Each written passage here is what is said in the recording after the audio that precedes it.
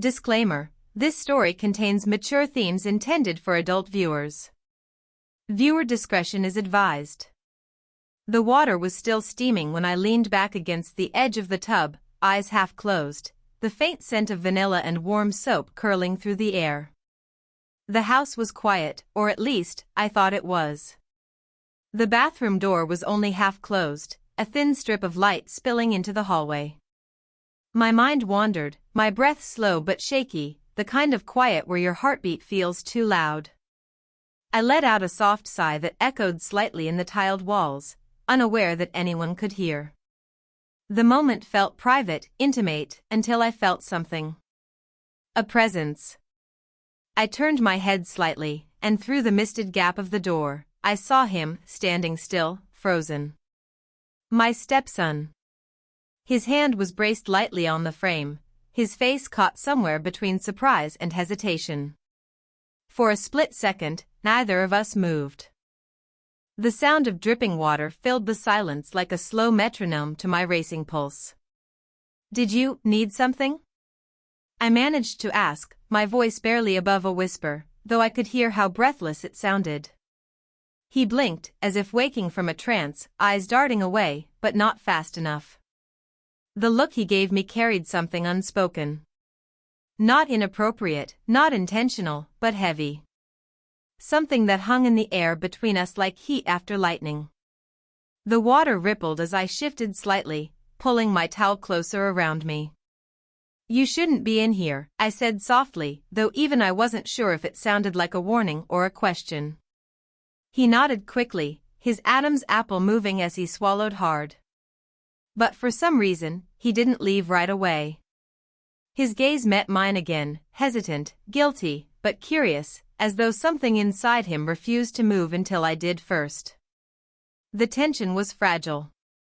One wrong breath and it could shatter, or pull us closer. Finally, I drew in a breath that trembled just enough to give me away. "Close the door," I said. He hesitated for a heartbeat too long, then slowly pushed it shut. The faint sound of the latch clicked, leaving the steam to swirl and the story to begin. Disclaimer: this story contains mature themes intended for adult viewers. Viewer discretion is advised. After that night, something subtle changed in the air between us, like a current you can't see, only feel when it brushes against your skin. He avoided my eyes the next morning at breakfast, pretending to scroll on his phone while I poured coffee, pretending nothing had happened. And I tried to do the same. But silence can be louder than words. I'd been in this house for almost 3 years, married to his father, a good man, kind but distant. The kind of husband who filled the house with things instead of presents. Business trips, meetings, late calls. I told myself it didn't bother me. That I was fine with his absences. But lately, even the sound of my own footsteps felt lonely. My stepson had moved back home for a while, between jobs, trying to figure things out. At first, I kept my distance, polite conversations, shared meals, laughter at small things. But then came the moments. Little ones. Like the night I found him fixing the loose light in the hallway, his hands smeared with dust, that half-smile he gave when I thanked him. Or the afternoon rainstorm when we were both trapped inside, and he offered me a blanket, our fingers brushing for half a second too long. Those moments built quietly, like embers no one noticed until they started to glow. Still, I knew where the lines were. I reminded myself of them constantly. He was young, respectful, and trying to find his place in the world. And I was supposed to be the composed one, the steady, mature woman who kept everything under control. Except, that night in the bathtub proved I wasn't. I kept replaying it in my mind, not because of what he saw, but because of how he looked at me. Not with judgment, not with shame, but something else. A kind of quiet confusion that mirrored my own. Days passed, and we danced around it, speaking carefully, acting normal. But the tension slipped through the cracks. When our hands brushed while passing dishes. when his eyes lingered just a moment too long when I laughed. When I caught him looking away too quickly. Every heartbeat became a question neither of us wanted to ask. It wasn't just attraction, it was connection. The kind that builds in silence, in the spaces between words. And in that silence, I started to realize something I didn't want to admit. Maybe I'd been waiting for someone to really see me. Someone who already had.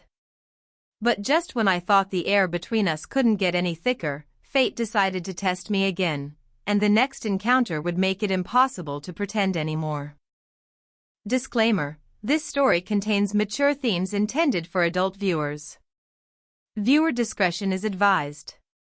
It started small, glances that lasted too long, silences that said too much. We both tried to pretend those things didn't exist, but they did. They lived in every heartbeat that quickened when we were near each other.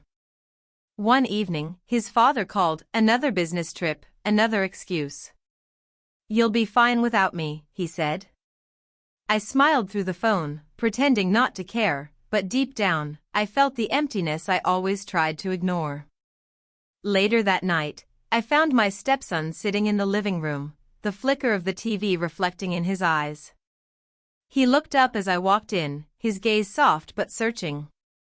I could feel it, that pull again, that dangerous familiarity. "Can't sleep?" I asked. He shrugged, his voice low. "It's just quiet when Dad's gone." Something about the way he said it made me stop. The quiet he spoke of wasn't about the house, it was about us. I sat down beside him, keeping a careful distance. The movie played on, but neither of us were watching. The space between us felt charged, like the air right before rain. Every second stretched, heavy with things we weren't saying. When I turned my head slightly, our eyes met. For a heartbeat, everything else disappeared, the TV's glow, the sound of the clock, even my own breath. I saw it clearly now, the longing he tried to hide, and the reflection of my own in his eyes. Then, a voice, soft, uncertain. "Do you ever feel like you're not really seen by anyone?" The words hit deeper than they should have. I wanted to say yes, to tell him I understood exactly what that felt like. Instead, I whispered, "Sometimes." Our hands brushed on the couch, an accident, maybe. But neither of us moved away. The touch lingered. Warm. Dangerous. Real. I stood up quickly, breaking the spell. "It's late," I said, my voice trembling. "You should rest." He nodded, but as I turned toward the hallway, I felt his eyes on me, burning with questions neither of us could afford to answer. And as I closed my bedroom door, my heart beat so loud it drowned out the silence between us. Disclaimer: this story contains mature themes intended for adult viewers.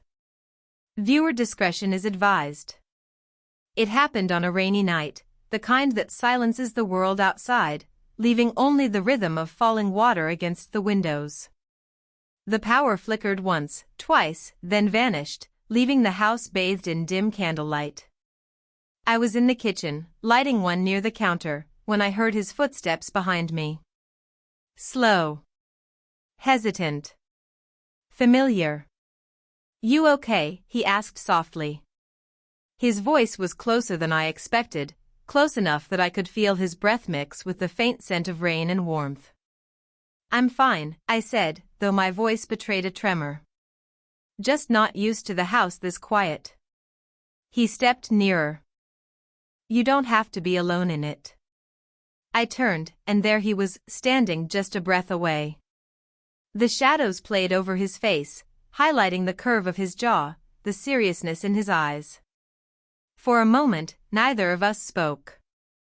The only sound was the rain hammering against the glass, the candlelight trembling between us. The silence felt electric. My heart raced so hard I was sure he could hear it. He reached for the candle to steady it, and his hand brushed mine. It wasn't a long touch, but it was enough to send a spark through my chest, sharp, undeniable, terrifying. I should have stepped back. I didn't. Maybe I should check the fuse box, he said, but he didn't move. His words trembled with conflict, like mine always did. Instead, I whispered, "It's fine, stay here a moment." We stood there, inches apart, pretending we were still talking about the lights, both of us knowing we weren't. The candle flickered, and in its soft glow, our eyes met, the air between us heavy with everything unspoken. I felt the pull, the inevitable gravity that had been building for weeks. And just as he took a quiet breath, just as something in me dared to move closer, the sound of a door unlocking echoed through the hallway. His father was home. The world snapped back into place, too fast, too real. He stepped back instantly, eyes wide, guilt flashing across his face. And I froze. Candle trembling in my hand. Heart still racing from what almost happened. Disclaimer: this story contains mature themes intended for adult viewers. Viewer discretion is advised. The sound of the front door closing echoed through the house like a warning bell. My heart pounded as the reality of what almost happened crashed into me. I blew out the candle quickly, pretending to busy myself with the dishes, while he stepped back, trying to look casual, but the tension between us clung to the air like static. "Everything okay in here?" his father's voice called out, deeper and heavier than usual. "Why yes," I stammered. "Power just went out for a bit." He entered the kitchen, shaking the rain from his coat, and gave us both a brief look, one that lingered just a little too long. "Strange," he muttered, glancing between us, "you both look like you've seen a ghost." I forced a laugh, but my pulse gave me away. My stepson kept his eyes low, jaw tense. His father noticed, of course he did. He was a man who missed details in life, but never in suspicion. Later that night, I tried to calm my nerves, sitting on the couch with the rain still whispering outside. But then he appeared again, my stepson, standing at the doorway, expression unreadable. "We can't keep pretending nothing's there," he said quietly. His tone wasn't defiant, it was desperate. "I didn't mean for this to happen." Stop," I said, cutting him off, voice trembling. "This isn't right. It's not what you think it is." He stepped closer, his voice breaking. "Then what is it?" "Because I can't stop thinking about you. Every time I see you trying to hold everything together, pretending you're fine when you're not." He paused, eyes glistening. "I see you, even when no one else does." The words hit me like thunder. Not because of what he felt, but because of what I'd been trying to bury. For months, I had been invisible to the man I married, living in a house filled with silence. And now, suddenly, I was seen. Before I could speak, a sound shattered the fragile moment, a soft click. I turned toward the hallway and saw his father standing there. He had heard everything. The look on his face wasn't anger, it was something worse. Betrayal. Confusion. A kind of heartbreak that reached deeper than words could touch. "I should have known," he said quietly, eyes on me. "You've been here, but not really here." I tried to speak, to explain, but my voice failed me. My stepson stood frozen, guilt written across every line of his face. And in that moment, with thunder rumbling outside and everything we'd been hiding laid bare, I realized this night would change all three of our lives forever. Disclaimer: this story contains mature themes intended for adult viewers. Viewer discretion is advised. The silence after his father's words felt louder than the thunder outside. The storm raged through the windows, lightning flashing across the living room, but no one moved. My heart pounded so hard I could barely breathe. "Say something," he demanded, not to his son, but to me. "Tell me I didn't just hear what I think I heard." I swallowed, trying to find the right words, but everything I wanted to say collapsed into silence.